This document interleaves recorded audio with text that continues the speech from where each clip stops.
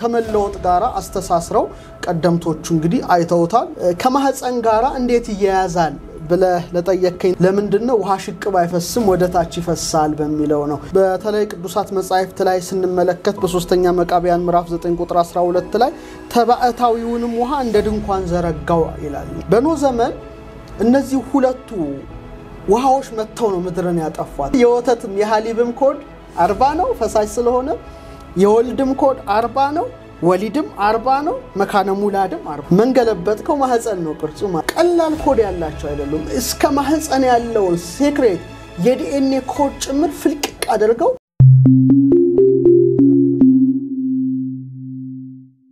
ካራቱ ባህሪያተ ስጋ ውስጥ የሚጠቀሰው አንዱ ውሃ ነው ውሃ ያለው 3 ግብራት ነው ወይም 2 ግብራት ሊኖረው ይችላል እንዳጣያቀ የመጀመሪያው ግብሩ ብሩህነት ነው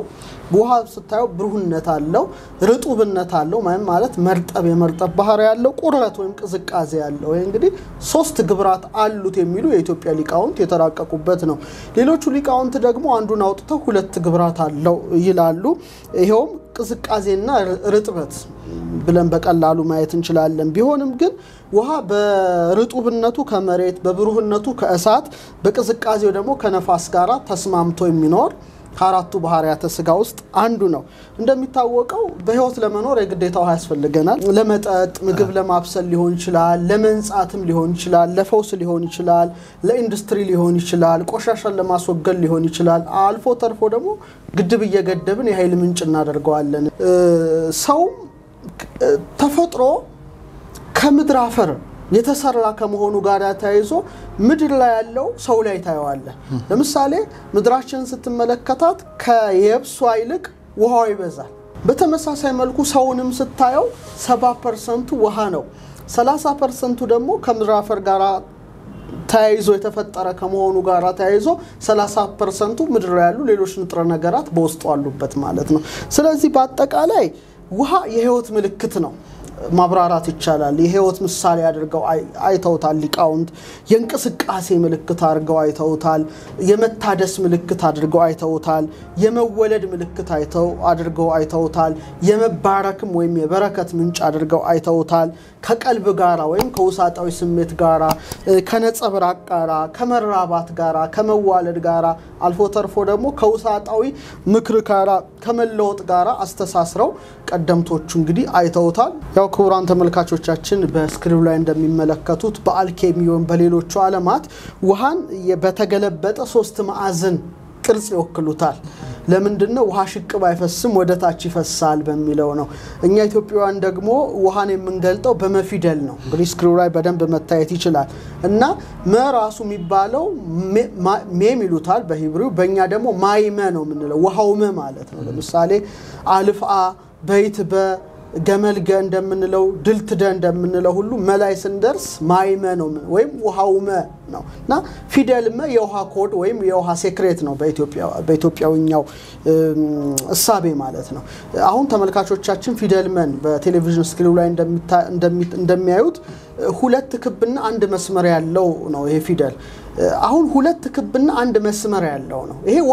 የውሃን ግብር በፊደል ኮድነቱ ቀደምቶቹ የገለጹበት ትልቅ ዘዴ ነው እነዚህ 2 ክቦች የሚያሳዩት የውሃ ጾታ ማለትም ተባዕታይና እንስታይ ውሃ ብሎ ሄኖክ የአዳም 7ኛ ትውልድ የገለጣቸውን ያሳያሉ ማለት ነው ይሄ በጣም የሚገርም ነው እና 2ቱ ደግሞ ክቦች የተያዙበት 1 መስመር አለ ይሄም ማዕበልን ይወክላል አንደኛ ክብ መሆናቸው ውሃ በባህሪው እየተነነ የሚወጣ ነው እንደገና እየተመለሰ ሚዘንብ ነው ዝናብ ሆኖ መጣ ነው ፀሐይ ባህርን እንትንይሏል እንፋሎት ሆኖ ይወጣል እንደገና ረቂቅ በሆነ በደመናትነት እየመጣ እየተመላለሰ ሜድ ስለሆነ የመፊደል 2ቱ ክቦች ይህን የውሃ ዑደት የሚያስረዱ ሲሆኑ ከላይ ያለው መስመር ደግሞ ውሃ በባህሪው ማዕበል ያለው ነው ታይድ ያለው በመሆኑ ይሄንን ያወክላል ስለዚህ የውሃ ኮድ ፊደል ነው ማለት ነው በተጨማሪም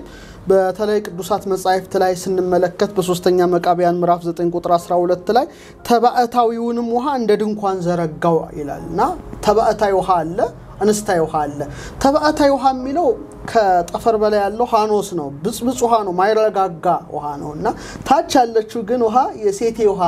ተወካይ ተደርጋለች ይሄን በዝርዝር አመጣዋለሁ በኖህ ዘመን እነዚህ ሁለቱ ውሃዎች መተው ነው ምድርን ያጠፋት እንደ ሁለቱ ክቦሽ ማለት ነው ማያህ ማለት የጥፋት ውሃ ማለት ነው በኖህ ዘመን የመጣውና ምን ይላል ሄኖክ በ14ኛው ምዕራፍ 33ኛው ቁጥር ላይ በዚያም ወራት የመናፍስት ጌታ መቅሰፍት ይወጣል ከሰማያት በላይ ያሉ የውሃዎች መዛግብት ሁሉ ከሰማይ በታችና ከምድር በላይ ያሉ ምንጮች ይከፈታሉ ውሆችም ሁሉ ከሰማያት በላይ ካሉ ውሃዎች ጋር ይጨመራሉ ከሰማያት በላይ ያለው ውሃ ግን ተባዕታይ ነው ከምድር በታች ያለች ውሃም አንስታይ ናት ይላል አሁን ምሳሌ ሴቶች ማህፀን አላቸው ከማህፀናቸው ልጅ እንደሚወለድ ሁሉ ምድር ላይ ያለው ውሃ ምን አስገኝቷል በልብ የሚሳቡ በእግር የሚሽከረከሩ በክንፍ የሚበሩ በደመ ነፍስ ሕይወት የዋን ሆኖ ጸንተው የሚኖሩ የባህር ፍጥረታትን ስላስገኘ በአንስታይ ውሃ ወላድ በሆነችው የመራባት ምሳሌ በሆነችው በሴት ተወክሏል ያ ግን ምንም ፍጥረት አላስገኘምና ተባዕታይ ውሃ ተብሎ ተገልጿል ሌላው ፊደል መላይ ተመልካቾች እንደሚያዩት አንደኛው ክብ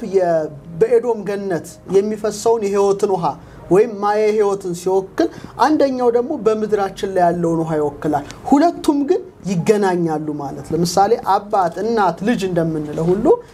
ሁለት ክብና አንድ መስመር ሆኖ ይገለጻል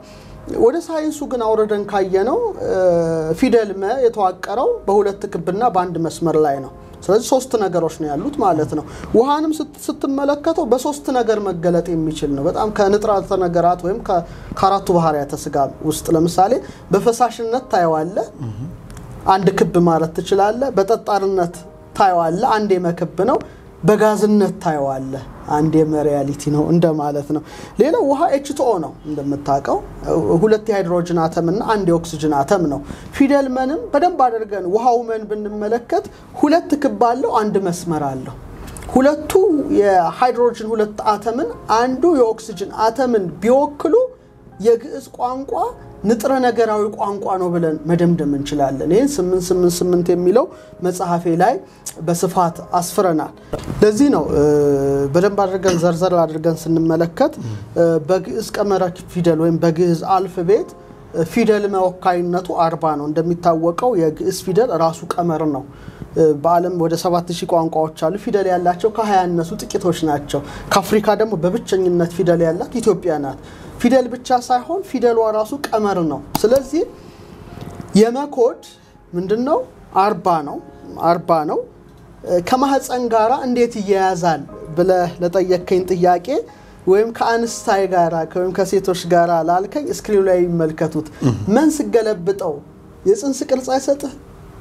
እንደዚህ ሲገለብጠው መንገለበጥከው ማህፀን ነው ቅርጹ ማለት ነው ልጅ የሚገባበት ማለት ነው ልጅ የሚቀመጥበት የናት ማህፀን ነው ኮዱ ስለዚህ በጣም የሚገርመው መካነ ሙላድ ይባላል ሙላድ ማለት መውለጃ ስፍራ ማለት ነው ወይም ማህፀን በመፊደል ነው የሚጀምረው ማህፀን በደንብ ተመልካቾቻችን ሊያስተውሉ ይገባል ብዬ አስባለሁ የመ ደግሞ ኮዱ 40 ነው በግዕዝ ቀመረ ፊደል 888ን ያንቡ ብያለሁ መደጉም ውሃ ስለሆነ ጽንሱ በማህፀን ውስጥ የውሃ ቆይታ አለው ለምሳሌ አሚኒዮቲክ የሚባለውን ፈሳሽ ነው እየጠጣ እየሸና የሚኖረው ስለዚህ ከውሃ ጋር ነው ጽንስ ተያያዥነት ወይም ከማህፀን ውስጥ ያለ ሙላድ ልጅ የሚወለድበት ሙ ነው የሚባለው ሙላድ ወይም ማህፀን መካነ ሙላድ ከመኮድ ጋር ከአርባ ጋር ይያዛል ለምሳሌ የወንድ ፈሳሽ ዘር በሴቲቱ ማህፀን ገብቶ ከደም ጋር ተዋህዶ እንደ ሳይንሱ እንቁላሉን አግኝቶ ጽንስ ሲፈጠር ረክቶ ነው መታየው እንደ ውሃ ልክ በ40ኛው ቀን ግን ቢሰራ የሚከብርበት ባይሰራ የሚደህይበት በጎ ቢሰራ የሚጸድቅበት ክፉ ቢሰራ የሚኮነንበት ህዋሳቱ ቅርጽ ይጀምራል ማለት ቅርጽ ያወጣ ያው አሚኒዮቲክ ፈሳሽ እየጠጣ እንግዲህ ካርባ ጋር የተያዘ መሆኑን በሳይንሱ ኤሌክትሮኢንሴፋኖግራም በሚባል መንገድ አንጎሉ ንዝረት ይለካል ስለዚህ የ40 ቀን እድሌ ሲባል በ40 ቀን ሰው ደሃብታም ይሆናል ማለት ሳይሆን ይሄ እንደ ውሃ የረጋው ጽንሱ ቢሰራ የሚከብርበት ህዋሱ ባይሰራ የሚቸገርበት ህዋሱ የሚቀረጽበት ስለሆነ ነው ስለዚህ ፊደል መ በጣም ወሳኝ ነው ስለዚህ ጽንስ ማህፀን ሁሉ ከመጋሮር ካርባ ኮድ ጋራ መያዛቸውን ተመልካቾች በስክሪን ላይ ማየት ይችላሉ ጽንስ ውስጥ ምን ይፈጸማል ወሊድ ይፈጸማል ስለዚህ ተመልካቾቻችን ይደምሩ አ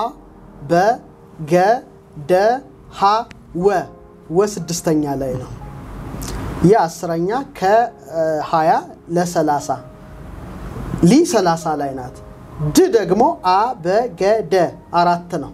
ስለዚህ 6 ሲደመር 30 ሲደመር 4 40 ነው ከ40 ይወጣ በፍጹም ሊወጣ አይችልም ጽንስ ከውሃ ጋር የተያዘ ስለሆነ ማለት ነው ኮዱ በጣም የግዕዝ ኮድ ከባድ ነው እንደገና ወሊድ ተከናውኖ ምን ይወለዳል ወልድ ይወለዳል ልጅ ማለት ነው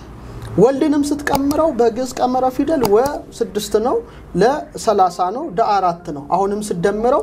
40 ነው በጣም የሚገርም የሴት የርግዝና ቀን ስንት ነው 280 ቀን ወደ ሳምንት ስታመጣው 40 ሳምንት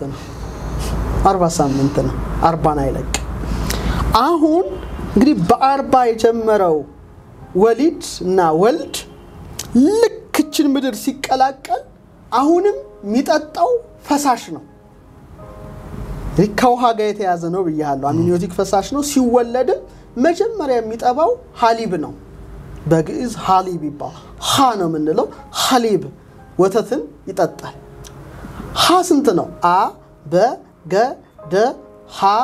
ወ ዘ ሐ ሐመሮሃ ስንት ነው 8ኛ ፊደል ላይ ናት ለ እንደሚታወቀው ቅድምም እንደተጠቀስኩ 30 ነው ብ ማለት አ በ 2 ነው ስለዚህ 8 ሲደመር 30 ሲደመር 2 አሁንም 40 ነው ማለት ነው ስለዚህ የወተትም የሐሊብም ኮድ 40 ነው ፈሳሽ ስለሆነ የወልድም ኮድ 40 ነው ወሊድም 40 ነው መካነ ሙላድም 40 ነው ማለት ነው